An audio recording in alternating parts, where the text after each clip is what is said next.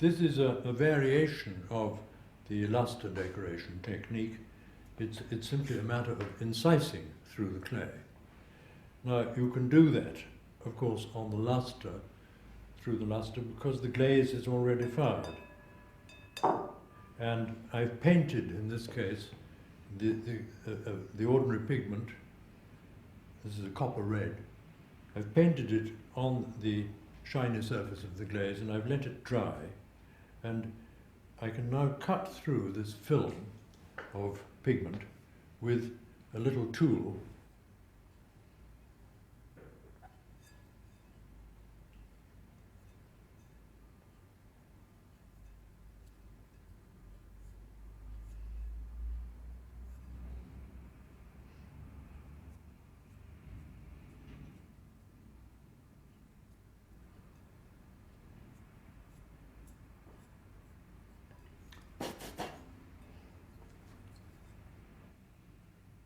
One of the slightly difficult things in this technique is to clear away the powdery pigment, partly so that you can see where your wooden point is working, and partly to make sure that you really have scraped all the pigment off. The lustre pigment is so sensitive that it will almost certainly show, even in the places where I've done my best to wipe it all away.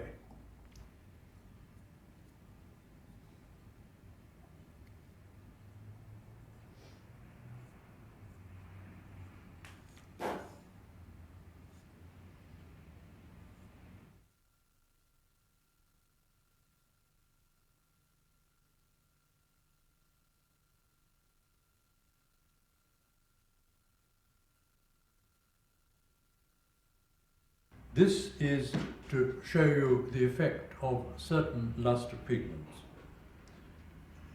Beginning with this jar, this is a sort of halfway stage between lustre painting and painting on the unfired glaze.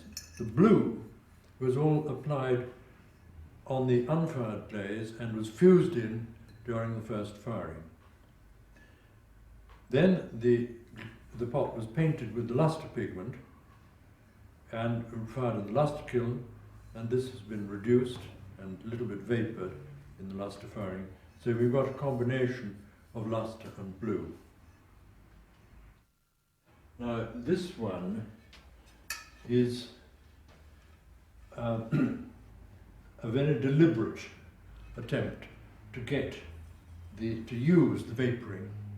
The vapouring, in the case of this pigment, is so predictable, or at least not actual conformations, but the knowledge that the pot will vapour in a certain part of the kiln from the silver carbonate pigment here.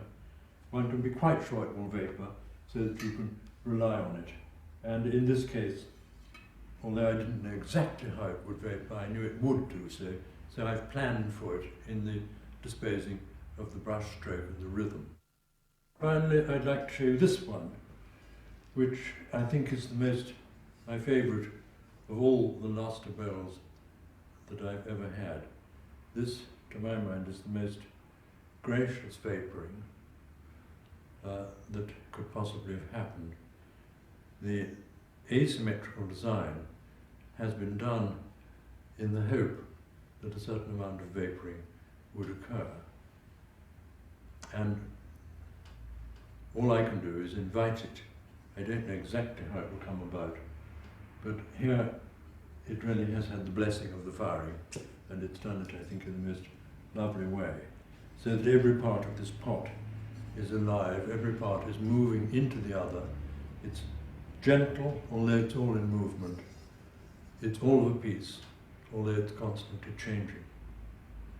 And in a sense, this expresses what is one of my ideals, I suppose, as a maker and painter of pots.